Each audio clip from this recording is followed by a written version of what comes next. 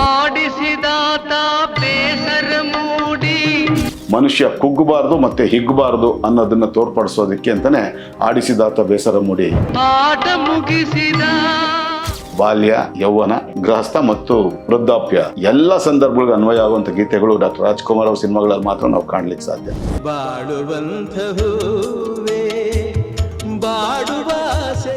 ಆಕಾಶವೇ ಬೀಳಲಿ ಮೇಲೆ ನಾನೆಂದು ನಿನ್ನವನೇ, ಆಕಾಶವೇ ಬೀಳಲಿ ಮೇಲೆ ಅದಕ್ಕಿಂತಲೂ ಇನ್ಯಾವ ಹಾಡು ಕೂಡ ಯಾವ ಭಾಷೆಯಲ್ಲೂ ಕೂಡ ನಮಗೆ ಸಿಗ್ಲಿಕ್ಕೆ ಸಾಧ್ಯ ಇಲ್ಲ.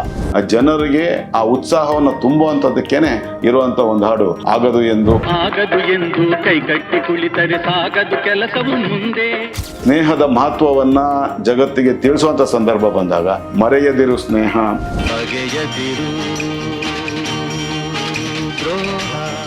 ತನ್ನ ಪ್ರಿಯಕರನಿಗೆ ತನ್ನ ಪ್ರೀತಿ ಆಳುವನ್ನ ತೋರ್ಪಡಿಸಬೇಕು ಅಂತ ಬಂದಾಗ ಎಂದೆಂದು ನಿನ್ನನ್ನು ಮರೆತು,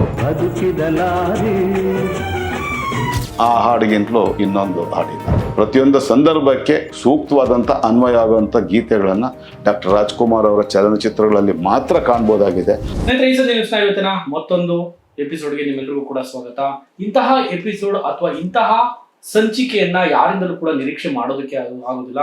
ನಾವು ಶ್ರೀಯುತರಾದಂತಹ NR ರಮೇಶ್ ಸರ್ ಅಂದ್ರೆ ಒಂದು ಜ್ಞಾನ ಭಂಡಾರ. ಅದರಲ್ಲೂ ಕೂಡ ಅಣ್ಣವರ ಆ ಒಂದು ವಿಚಾರದ ಕುರಿತು ಅವರ ಬಾಯಿಂದ ಕೇಳೋದೇ ಒಂದು ರೀತಿ ರೋಮಾಂಚನ ಅಥವಾ ಒಂದು ರೀತಿ ಪುಳಕಿತ ಅಂತ ಹೇಳಿದ್ರು ಕೂಡ ಭವಿಷ್ಯ ತಪ್ಪಾಲಿಕ್ಕಿಲ್ಲ. ನೋಡಿ, ಅಣ್ಣವರ ಜರ್ನಿಯ ಕುರಿತು ಅಥವಾ ಅಣ್ಣವರ ಹಾಡುಗಳು ಒಬ್ಬ ಹುಟ್ಟಿನಿಂದ ಸಾವಿನವರೆಗೂ ಒಬ್ಬ ವ್ಯಕ್ತಿಯ ಬದುಕಿನಲ್ಲಿ ಪರಿಣಾಮಕಾರಿಯಾಗಿ ಬೀರುವಂತ ಸಂದರ್ಭಗಳು ಸಾಕಷ್ಟು ಇರುವಂತದ್ದು. ಈ ಕುರಿತು ಯಾರೊಬ್ರು ಕೂಡ ಈವರೆಗೂ ಮಾತನಾಡಿಲ್ಲ. ಅಂತಹ ಮಾತುಗಳನ್ನ ನಾವಿವತ್ತು ಶ್ರೀಯುತರಾದಂತಹ NR ರಮೇಶ್ ಸರ್ ಅವರ ಬಾಯಿಂದ ಕೇಳುವಂತ ಒಂದು ಸುದಿನ ಅಂತ ಕೂಡ ಹೇಳಬಹುದು. ಸೊ ನೇರವಾಗಿ ನಾವೀಗ NR ರಮೇಶ್ ಸರ್ ಅವರನ್ನ ಕಾರ್ಯಕ್ರಮಕ್ಕೆ ಬರ್ಮಾಡ್ಕೊಳ್ಳೋಣ. ತದನಂತರ ಅಣ್ಣವರ ಚಿತ್ರಗಳ ಸಾಲು ಹಾಡುಗಳು ಎಷ್ಟರ ಮಟ್ಟಿಗೆ ಪರಿಣಾಮಕಾರಿಯಾಗಿ ಪ್ರತಿಯೊಬ್ಬರ ಬದುಕಲ್ಲೂ ಹಾಸು ಹೊಕ್ಕಿದೆ, ಈ ಬಗ್ಗೆ ಕೇಳ್ತಾ ಹೋಗೋಣ. ಅದಕ್ಕೂ ಮುಂಚೆ ಶ್ರೀಯುತರನ್ನ ಕಾರ್ಯಕ್ರಮಕ್ಕೆ ಬರ್ಮಾಡ್ಕೊಳ್ತೀನಿ. ಸರ್ ನಮಸ್ತೆ, ತಮಗೆ ಕಾರ್ಯಕ್ರಮಕ್ಕೆ ಸ್ವಾಗತ. ನಮಸ್ಕಾರ ಸರ್.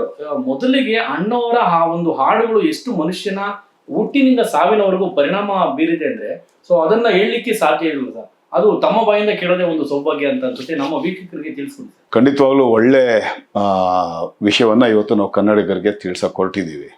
ವಿಶ್ವವಿಖ್ಯಾತ ನಟ ಸಾರ್ವಭೌಮ ಡಾಕ್ಟರ್ ರಾಜ್ಕುಮಾರ್ ಅವರು ನಟಿಸಿದಂಥ ಚಲನಚಿತ್ರಗಳು, ಆ ಚಲನಚಿತ್ರಗಳಲ್ಲಿನ ಅವರ ಪಾತ್ರಗಳು, ಅದಕ್ಕೆಲ್ಲದಕ್ಕಿಂತಲೂ ಪ್ರಮುಖವಾಗಿ ಅವರು ಅಭಿನಯಿಸಿದಂಥ ಚಲನಚಿತ್ರ ಗೀತೆಗಳು ಮತ್ತು ಅವರು ಹಾಡಿದಂಥ ಗೀತೆಗಳು ಜನರ ಮೇಲೆ ಬೀರಿರ್ತಕ್ಕಂಥ ಅಗಾಧವಾದಂಥ ಪರಿಣಾಮಗಳು ಮತ್ತು ಪ್ರತಿಯೊಬ್ಬ ಮನುಷ್ಯನ ಜೀವನದಲ್ಲಿ ಆಯಾ ಸಂದರ್ಭಗಳಿಗೆ ಸೂಕ್ತವಾದಂಥ ಗೀತೆಗಳೇನಿದೆ ಅದು ಇನ್ಯಾರಿಂದನೂ ಈ ದೇಶದಲ್ಲಿ ಈ ಭಾರತೀಯ ಚಿತ್ರರಂಗದ 18 ಭಾಷೆಗಳಲ್ಲಿ ಚಿತ್ರಗಳು ಬಿಡುಗಡೆ ಆಗತ್ತೆ, ತಯಾರಾಗತ್ತೆ. ಯಾರೊಬ್ಬ ಕಲಾವಿದನಿಂದನೂ ಈ ಒಂದು ನಿರೀಕ್ಷೆಗಳನ್ನು ನಾವು ಮಾಡಲಿಕ್ಕೆ ಸಾಧ್ಯ ಇಲ್ಲ ಅಂತ. ಯಾಕಂದ್ರೆ ಅಷ್ಟರ ಮಟ್ಟಿಗೆ ಮನುಷ್ಯ ಜೀವನದ ಪ್ರತಿಯೊಂದು ಹಂತಕ್ಕೆ ಆ ಹಂತಗಳ ಸಂದರ್ಭಗಳಿಗೆ ಅನ್ವಯವಾಗುವಂಥ ಗೀತೆಗಳನ್ನು ಡಾಕ್ಟರ್ ರಾಜ್ಕುಮಾರ್ ಚಲನಚಿತ್ರಗಳಲ್ಲಿ ಮಾತ್ರ ನಾವು ಕಾಣ್ಬೋದಾಗಿದೆ.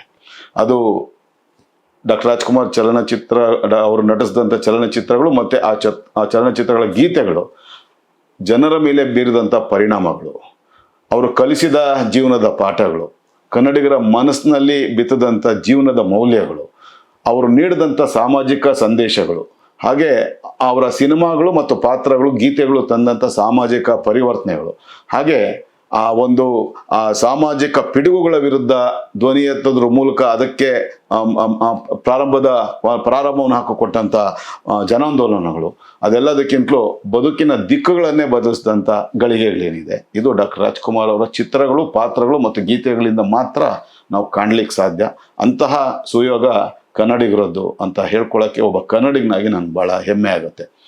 ಮಾನವ ಜೀವನದಲ್ಲಿ ನಮ್ಗೆ ಗೊತ್ತಿರೋ 4 ಹಂತಗಳಿರ್ತದೆ. ಒಂದು ಬಾಲ್ಯ, ಯೌವನ, ಗೃಹಸ್ಥ ಮತ್ತು ವೃದ್ಧಾಪ್ಯ. ಈ 4 ಹಂತಗಳಿಗೆ ಎಲ್ಲ ಸಂದರ್ಭಗಳಿಗೆ ಅನ್ವಯ ಆಗುವಂಥ ಗೀತೆಗಳು ಡಾಕ್ಟರ್ ರಾಜ್ಕುಮಾರ್ ಅವ್ರ ಸಿನಿಮಾಗಳಲ್ಲಿ ಮಾತ್ರ ನಾವು ಕಾಣ್ಲಿಕ್ಕೆ ಸಾಧ್ಯ. ಈ 4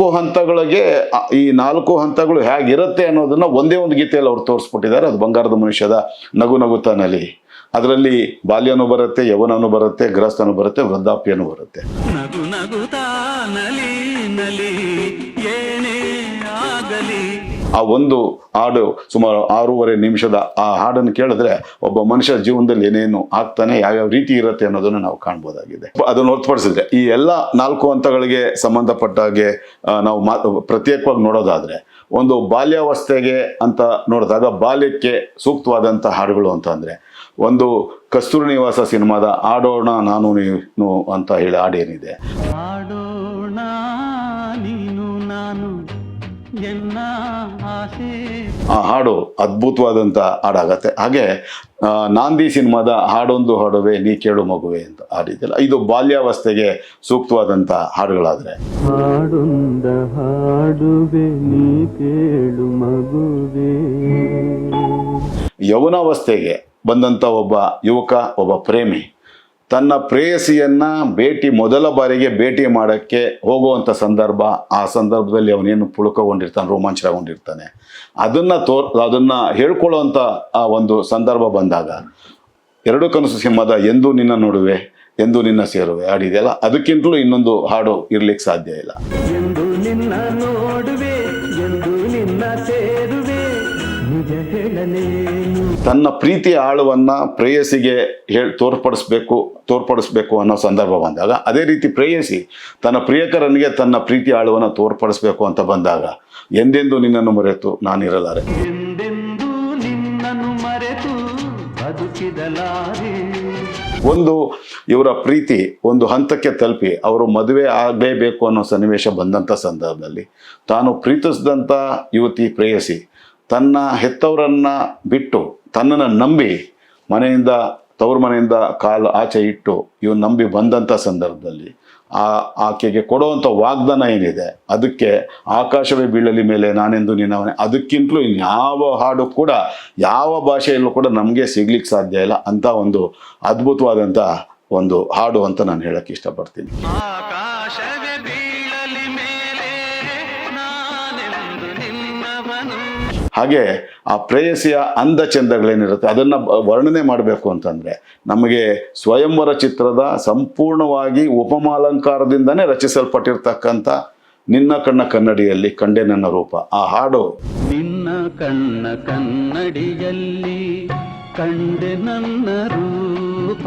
ಯಾವುದೇ ಯುಗಳ ಗೀತೆಗಳು ನೋಡಿದಾಗ ನಾನು ಇವಾಗ ಹೇಳಿದ್ನಲ್ಲ, ಈ ಆ ಮಾಧುರ್ಯ ಇರ್ಬೋದು, ಆ ಸಾಲುಗಳು ಇರ್ಬೋದು, ಅಥವಾ ಸಂಗೀತ ಸಂಯೋಜನೆ ಇರ್ಬೋದು, ಇದಕ್ಕೆ ಸರಿಸಾಟಿಯಾದಂಥ ಗೀತೆಗಳು ಬೇರೆ ಎಲ್ಲೂ ಸಾಧ್ಯ ಇಲ್ಲ. ಹಾಗೆ ಅದಾದ ನಂತರ ಗೃಹಸ್ಥ ಜೀವನಕ್ಕೆ ಕಾಲಿಟ್ಟಂಥ ಸಂದರ್ಭದಲ್ಲಿ ಪತ್ನಿಯ ಸ್ಥಾನದಲ್ಲಿ ತನ್ನ ಮನೆಯ ಗೃಹಲಕ್ಷ್ಮಿಯಾಗಿ ಬರುವಂಥ ಒಂದು ತನ್ನ ಪತ್ನಿಯಾದಂಥ ಸಂದರ್ಭದಲ್ಲಿ ಆಕೆಗೆ ಹೇಳ್ಬೋದಾಗಿರ್ತಕ್ಕಂಥ ಗೀತೆ ಅಂತಂದರೆ ನೀನಾದೆ ಬಾಳಿನ ಜ್ಯೋತಿ ಹಾಡಿದೆಯಲ್ಲ, ಆ ಹಾಡು ಅತ್ಯಂತ ಸೂಕ್ತವಾಗಿರ್ತಕ್ಕಂಥದ್ದು. ಬಾಳಿನ ಜ್ಯೋತಿ. ಹಾಗೆ ತಾನು ಮದುವೆಯಾದಂಥ ತನ್ನ ಪತ್ನಿ ಯಾವುದೋ ಒಂದು ಕಾಯಿಲೆಯಿಂದ ನರಳುತ್ತಾ ಇದ್ದಾರೆ ಅಂತಂದಾಗ ಆಕೆಗೆ ಸಾಂತ್ವನ ಹೇಳಕ್ಕೆ, ಆಕೆಗೆ ಕೆಲಸ ಮಾಡುವಂಥ ಒಂದು ಬಲವೇ ಇಲ್ಲದೆ ಇದ್ದ ಸಂದರ್ಭದಲ್ಲಿ ಅದನ್ನು ತೋರ್ಪಡಿಸ್ಕೊಳ್ಳೋಂಥ ಸಂದರ್ಭದಲ್ಲಿ ಹಾಯಾಗಿ ಕುಳಿತಿರು ನೀನು ರಾಣಿಯ ಹಾಗೆ ಅಂತ ಹಾಡು ಏನಿದೆ, ಆ ಹಾಡು ಬರುತ್ತೆ. ಹಾಯಾಗಿ ಕುಳಿತಿರು ನೀನು ರಾಣಿಯ ಹಾಗೆ ಮಹಾರಾಣಿಯ ಹಾಗೆ. ಹಾಗೆ ಒಂದು ವೇಳೆ ಪತ್ನಿಯನ್ನ ಯಾವುದೋ ಒಂದು ಕಾಯಿಲೆಯಿಂದ ಅಥವಾ ಬಾಣಂತನದ ಸಂದರ್ಭದಲ್ಲಿ ಅಥವಾ ಹೆರಿಗೆ ಸಂದರ್ಭದಲ್ಲಿ ಕಳ್ಕೊಳ್ಳುವಂಥ ಸಂದರ್ಭ ಬಂದಾಗ ಆ ಮಗುವಿಗೆ ಅವ್ರನ್ನ ಹೇಳುವಂಥ ಸಂದರ್ಭದಲ್ಲಿ ನಿನಗಾಗಿ ಓಡೋಡಿ ಬಂದೆ ಅಂತ ಸನಾದಿ ಅಪ್ಪಣ್ಣದ ಹಾಡೇನಿದೆ, ಆ ಹಾಡು ನಿನಗಾಗಿ ಓಡೋಡಿ ಬಂದೆ ನಾನು.